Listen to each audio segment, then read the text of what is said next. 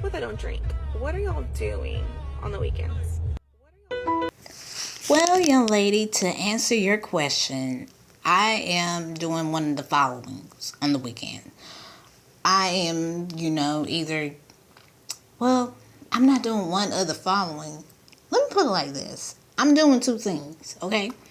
So, either one, I'm in the Word, and, I'm seeing what the Lord wants me to say, doing His will, or I'm working on a masterpiece, one of the others.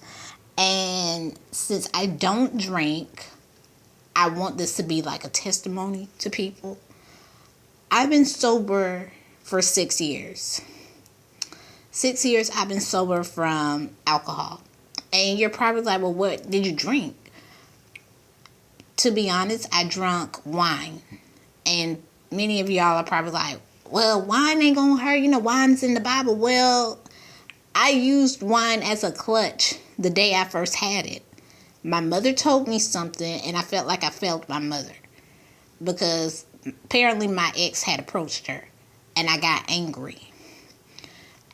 But I know I can't control everything, to be honest. So I still felt like I failed her. She wasn't cussing at me or anything when she told me, but I still was like, dang, why wasn't I not here to tell him off? Because the way he approached her made her nervous.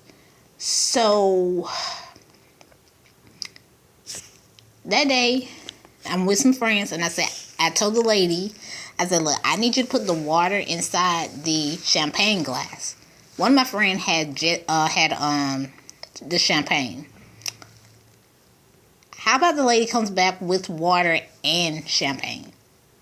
And I gave her this look like, that's not what I ordered. I said, put the water in the champagne glass.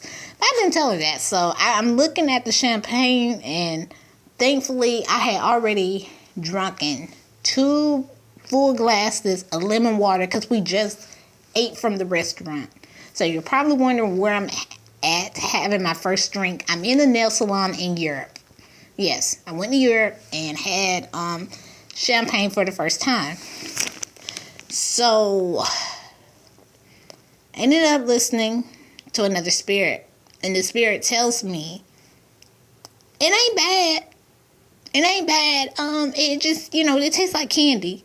So I listened to that spirit. And instead of me gulping it down, I took a sip of it. And then the first thing that comes out of my mouth is, this tastes like bad medicine. Why would anybody just want to drink alcohol? And I'm doing a sip of water and a sip of alcohol at the same time. A sip of wine at the same time. But the alcohol overpowered the water in this case. I got a little rowdy. Not to the fact I'm going to fight somebody, but I got a little rowdy and loud. And I'm like, this is not like me. I said, what the heck was I thinking drinking this? But, I'm going to be honest. I don't glorify drinking. I hate alcohol, period, to be honest. But one thing I will say is, if you know somebody that is struggling with, binge drinking, just to ease the pain, to fill the void and everything, pray for that person. But most importantly, tell that person that you can overcome it through Jesus Christ. By the way, even though I was still working on it, at that time when I had my first drink, I was still trying to get back on track with Christ. 2018, I was focusing more on, living for the Lord. But the problem was I was still lukewarm. And God hates lukewarm. You're either hot or you either cold. There's no in between. So, on the real, I was still lukewarm. But I would say 2 years after that, I was like, you know what? Let me really be about this life. Let me really walk in my, walk with Christ. Let me really, focus on Him. And I can't tell y'all enough, the last 3 years, now it's going on 4, it's about to really be 3 with the ministry. Because 2020, I wasn't doing ministry. I was still in the process of the Lord breaking, making, and molding me. And right now, I'm just going to be honest, you know, the Lord's still working on me on some things. But I'm thankful, you know, to be a living testament to people and let them know that they can overcome anything through Christ. Nothing is too impossible for Christ. I want y'all to know that. Nothing is impossible with Christ. Do you hear me?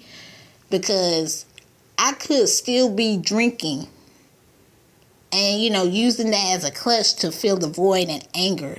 Whenever now I get home from work, I just want to be in the presence of the Lord.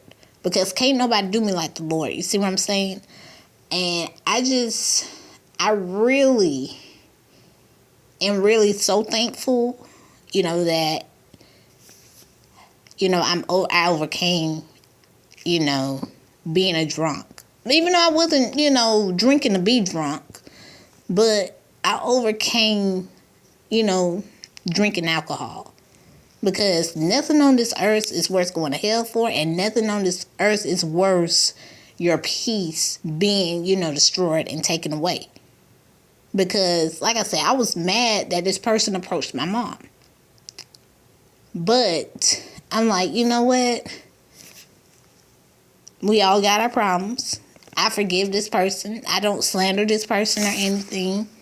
Heck, when I'm even writing my books, I don't even make this person a character to kill him off, because I feel like that's a way in opening up a door for witchcraft to come in. So, I'm just going to be honest. I'm going to be real. I'm doing one of the followings. I'm either reading my word, because that's the first and foremost thing I got to do before I get on the phone. Or afterwards, I'm just, you know, working on the masterpieces. That's it.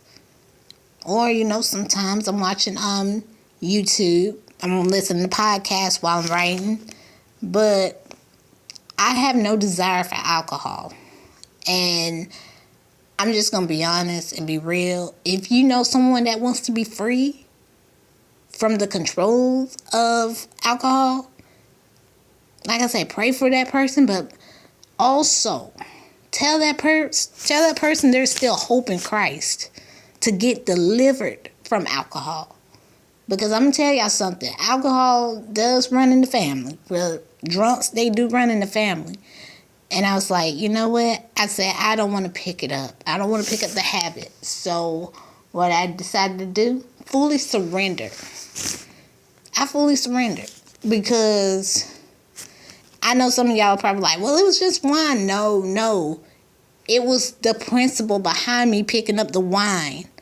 I got angry while I was drinking this wine just to calm me down. But what happened in effect? I got a little rowdy. Not rowdy where I wanted to fight, but rowdy and loud like I had no home training. I mean, granted, I was sitting down talking, but I just got a little overexcitement with it. And that's not good.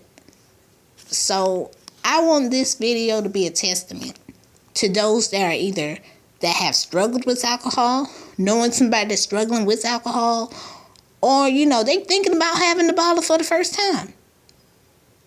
Like I said, I don't glorify drinking. And I can't even get away with it now because whom I'm living for.